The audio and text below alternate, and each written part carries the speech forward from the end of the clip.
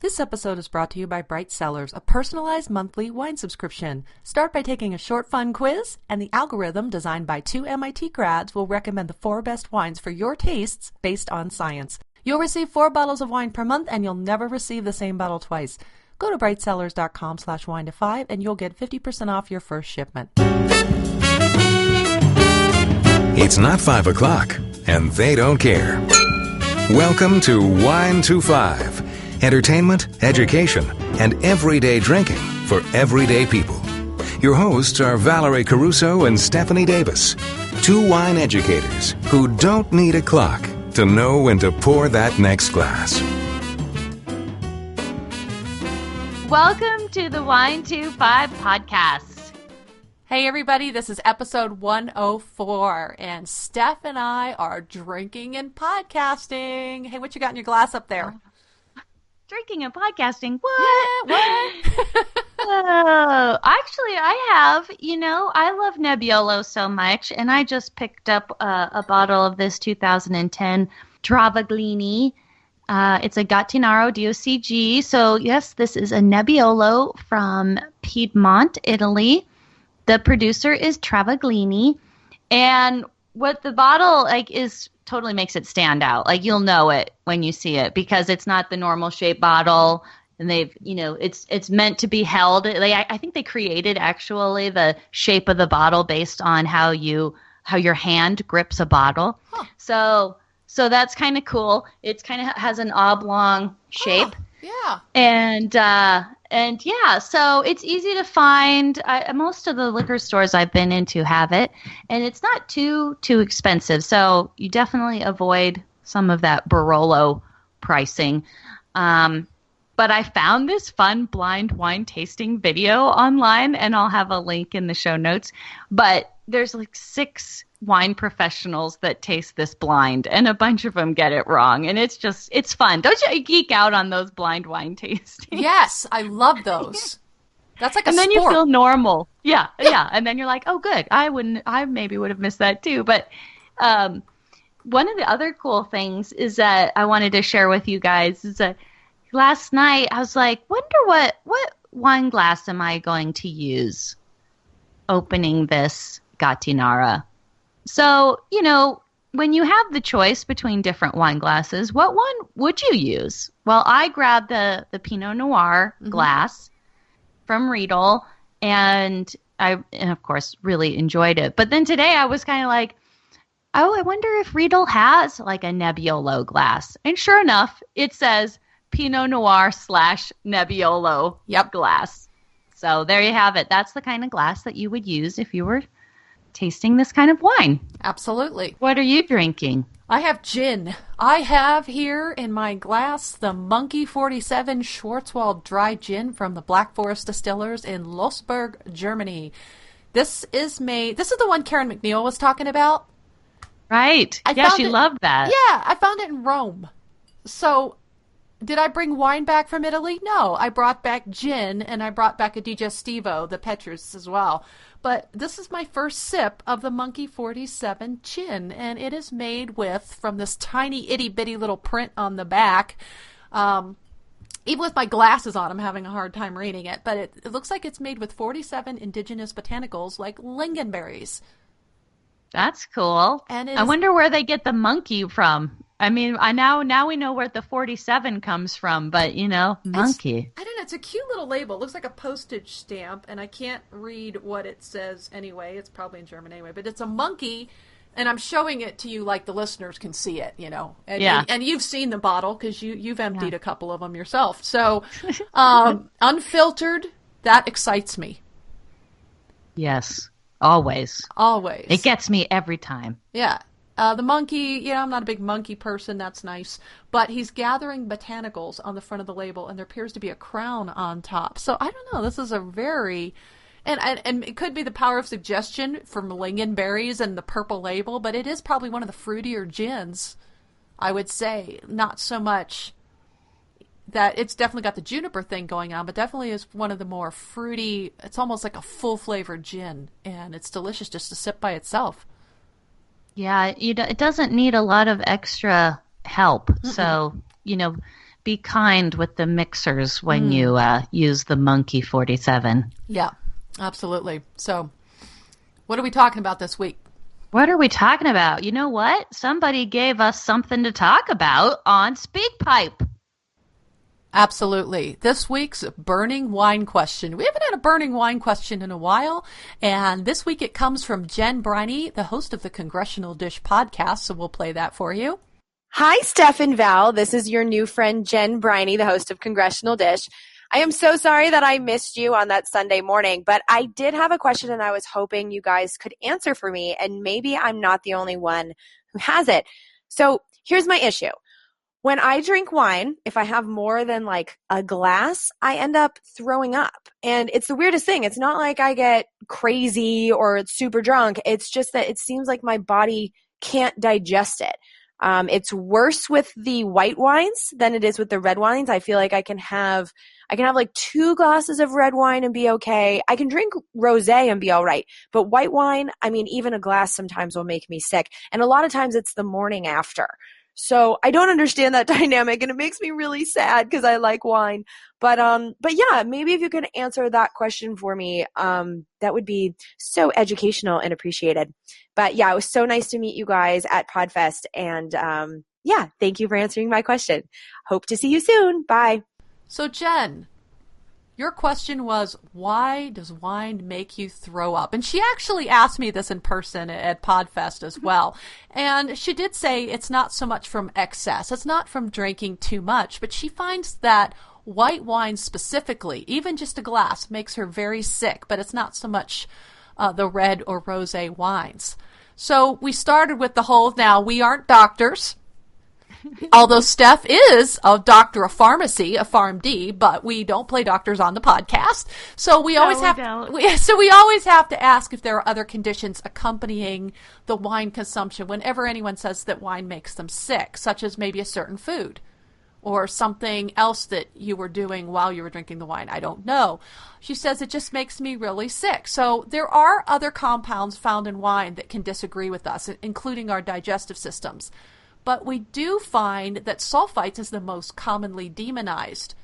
And the reason it gets picked on. It does get picked on. And in fact, most of us get really kind of bejiggity when people say, oh, wine, sulfites give me headache, especially red wine. And so we thought, even though we're not sure that sulfites are the culprits here, we would go ahead and address this in the show. And so we're going to kind of talk about those first and then mention a couple other things. But of course, the bottom line is definitely is something that the doctor has to assess. And we would definitely ask also why the bells went off for us when she said white wines in particular. And this is why we're leaning to sulfites. So my response, my first thought was to ask her if dried apricots also made her sick in the same way.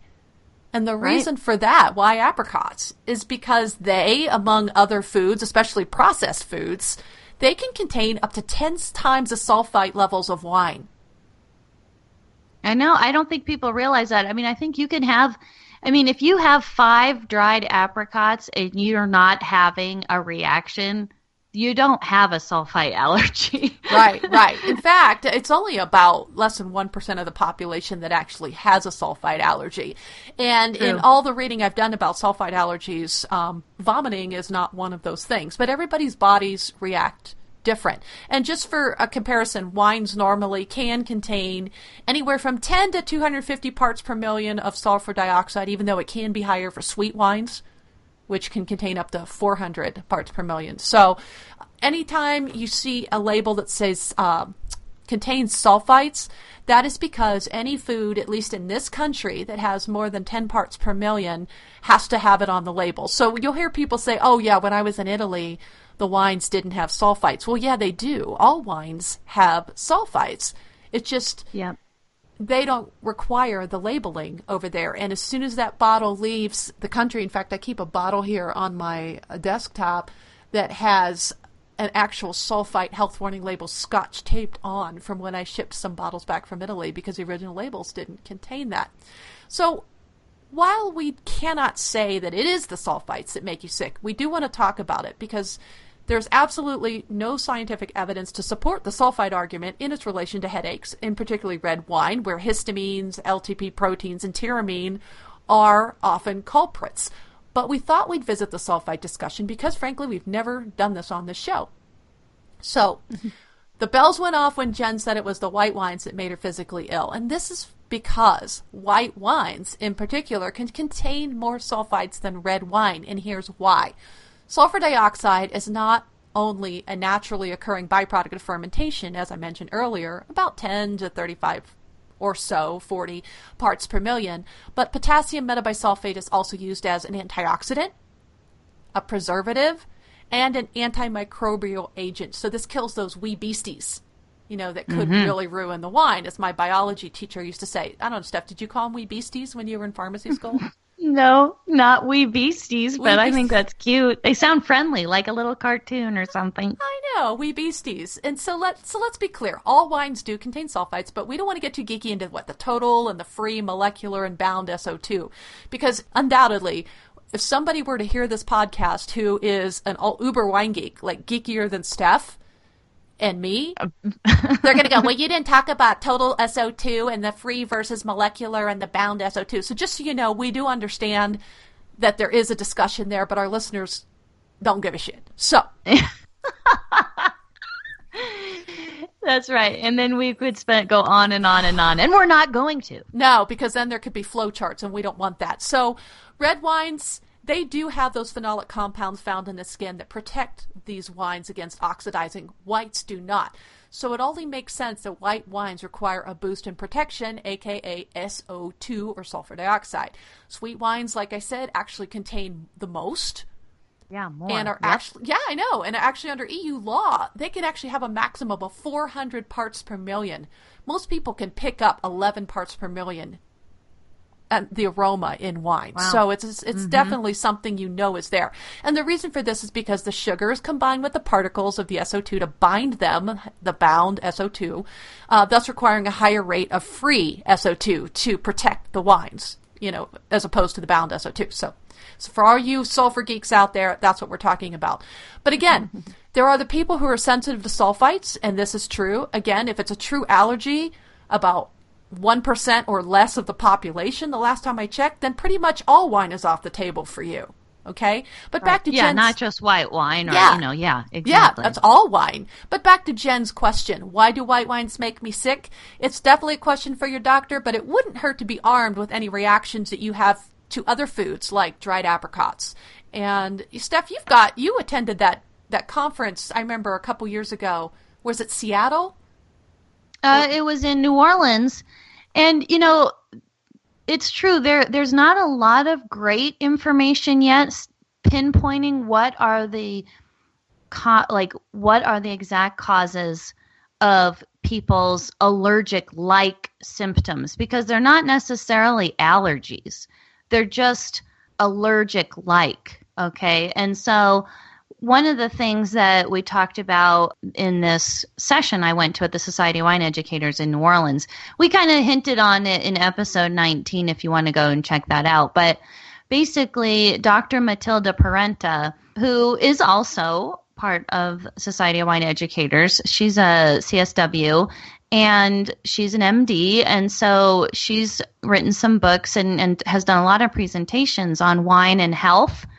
And her Twitter hashtag is winefoodhealth, @winefoodhealth. But yeah, so she's pointing out that there's a lot of research now on these biogenic amines. Sometimes you'll see them just as BA, biogenic amines in wine, which can cause allergic-like symptoms. And so the biogenic amines is just another word for proteins. And so Val was mentioning that earlier, tyramine is an example, histamine. They come from grapes, yeast, winemaking, surly aging, just storage. They can be found in many, many living things, and they're not bad. They're not bad in small quantities or any kind of reasonable quantity. The problem is that when you consume large amounts, or maybe you're one of these people who just can't metabolize these. You can't break down these biogenic amines, and that's when it turns into a problem. So your body becomes overwhelmed by this biogenic amine in the system. And then you have bad things happen to you. And it just so happens that one of the symptoms, because there's a long list of symptoms that are a possibility, but one of them is gastrointestinal upset. Mm-hmm. Okay? Ugh. That's not good. That could be the vomiting. That could be nausea and vomiting, or some kind of distress that you're having, with your gut. So there's so much more to this question, and there's no way for us to really answer it without a lot more information. But it's really, a discussion that Jen should have with her doctor, because I'd like to know things like what happens when you drink champagne or some other kind of sparkling white wine. Do you have the same reaction? What about the sweet wines? Is it worse? Is it the same? Is it less? So there's a lot of different things. And when you're trying to go through that process of elimination to get a diagnosis, it's even better when you know, well, what kind of white wine? Does it happen all the time with a particular grape? Is it a particular producer?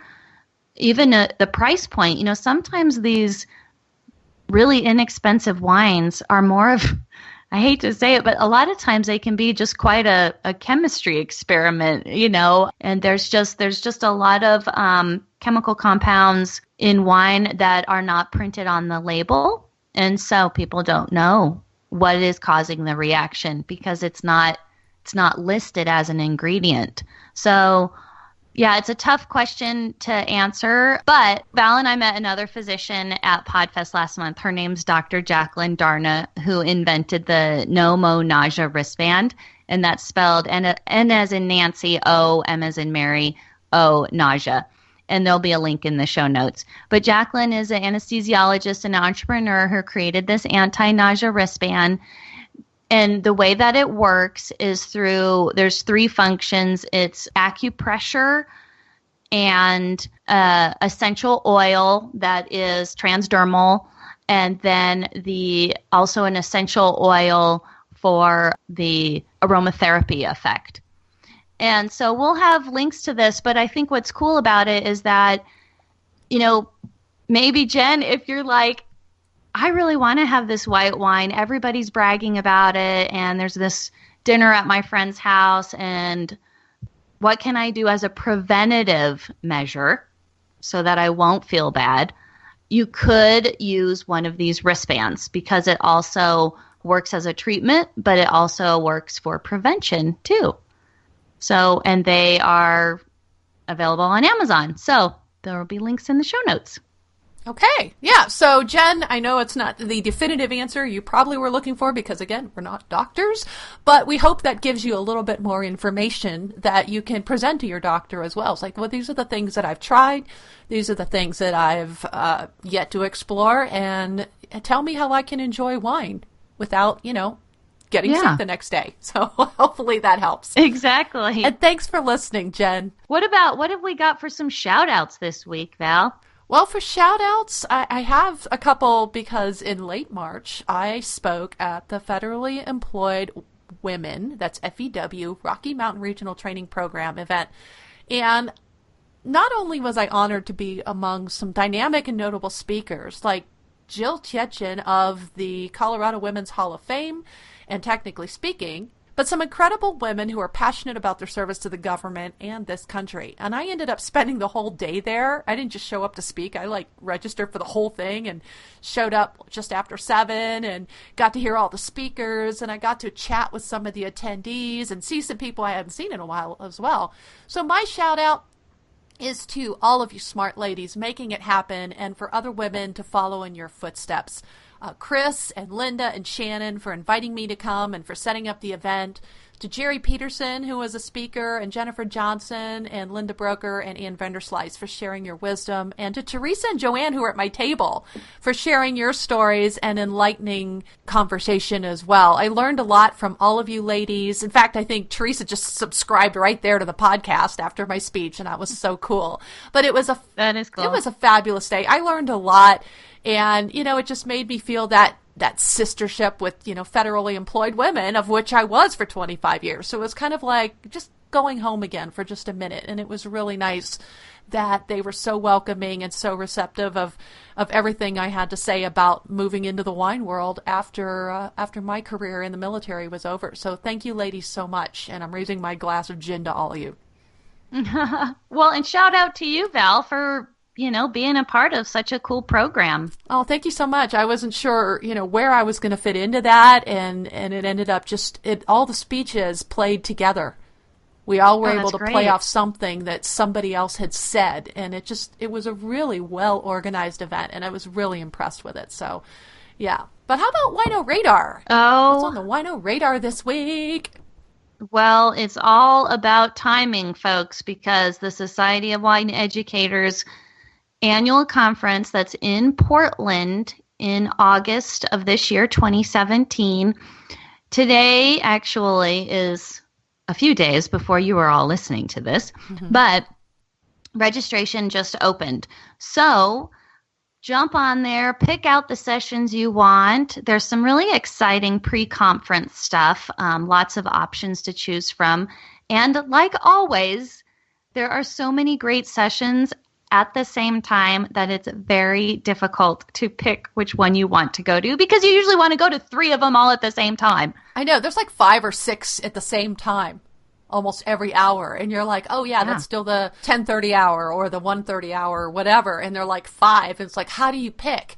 I know. But you've got to, because some of them close up fast. Yeah.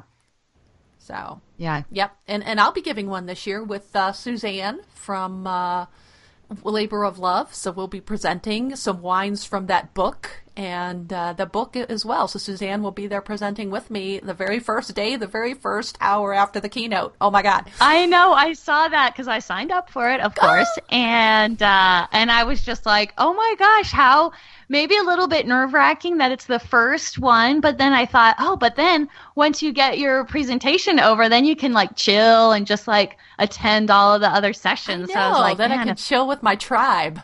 Yeah, that's cool. Yeah. What about... Speaking of tribes. Tribe, yeah. Patreon love. Oh my gosh. Yes, you can jump on the Patreon bandwagon and help support our show as well. We thank our Patreon supporters, and we're sending out big love to our Tenacious Tasters, Jeff E. from the hilarious We Like Drinking show, Lynn G. from Savor the Harvest, and our newest Tenacious Taster supporter, Sebastian Sassy of Sassy Italy Tours, and our It's Not 5 O'Clock and We Don't Care listeners, Meg, Clay, John, Andrew, Aswani. We love you guys, and we thank you for being a vital part of the Wine to 5 listening and sipping community. And we've got to remind you that we have a monthly Patreon drawing. This January, we started giving away a winner every month for a bottle of the Albarello Luxury Hand Soap. And all Patreon supporters at the $2 a month Tastemaker listener level or higher, you all get automatically entered. So go to our page for details, www.patreon.com/Wine to 5 podcast. Our show would not be possible without you, our listener community. To find out more about how you can support Wine to 5 show, please go to patreon.com/Wine to 5 podcast. Sweet. And we want to really give a lot of love to every listener out there. We appreciate it so much. And please subscribe to the show. If this is your first time listening, just hit the subscribe button and show a friend how to subscribe too. You can also tweet any of our shows. I think Val fixed up our blog and everything. It's even easier now to tweet it and share it and Facebook it, and so it's cool. So lots of fun stuff there for you guys to check out on our website, because we also have our store on the website. So you can get wine books, accessories, all that fun stuff. And please jump on the speed pipe too. I mean, you can leave us a burning wine question just like Jen did and hear your voice on the show. You're kind of like famous then, you know? I know, it's just right? Forever and ever you will be out there with your question and an answer too. Isn't that great? So definitely do that. We'd also appreciate any kind of review on iTunes or iHeartRadio. And you can also connect with us. We are on Facebook, Twitter, Pinterest, YouTube, and Google+. You can find Val on Twitter at WineGalUnboxed and on Facebook, Instagram, and Pinterest as Vino with Val. I am on Twitter, Instagram, and Pinterest as The Wine Heroine, and you can also contact me personally on Facebook. So, until next week, cheers! Thank you for listening to the Wine to Five podcast. Be sure to check us out at Facebook/WineTWO5 and tune in next week for more fun and useful sip tips.